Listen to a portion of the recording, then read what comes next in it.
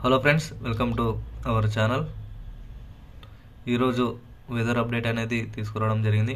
ఆంధ్రప్రదేశ్ రాష్ట్రంలో గత కొన్ని రోజులుగా చూసుకున్నట్లయితే విపరీతమైన వర్షాలు అనేటివి ఎడతెరపు లేకుండా కురుస్తున్న తరుణంలో ఆంధ్రప్రదేశ్ రాష్ట్ర ప్రభుత్వం అయితే కొన్ని జిల్లాలకు అప్రమత్తంగా ఉండాలని అయితే రాష్ట్ర ప్రభుత్వం అయితే కీలకమైన సూచనలు అయితే జారీ చేయడం జరిగింది.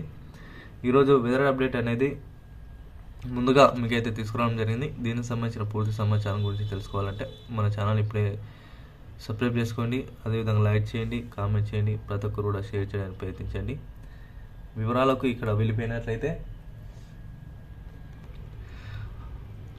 మలక్కా జలసంధి ప్రాంతంలో తీవ్ర వాయుగుండంగా ఏర్పడిన తుఫాన్ అనేది బలపడినట్లు ఏపీఎస్డిఎంఏ అధికారికంగా అయితే ప్రకటన జారీ చేయడం అయితే జరిగింది. రానున్న 24 గంటల తర్వాత క్రమంగా ఈ యొక్క వర్షాలు అనేటివి భారీగా పడే అవకాశాలు అయితే కనిపిస్తున్నాయి. అలాగే నైరుతి బంగాళాఖాతంలో ఏర్పడిన అల్పపీడనం అనేది మరికొన్ని గంటల్లో అట్లా చూసుకున్నట్లయితే మరో 24 గంటల్లో వాయుగుండంగా బలపడిన తర్వాత వర్షం అనేది భారీగా పడే అవకాశాలు అయితే కనిపిస్తున్న సమాచారం.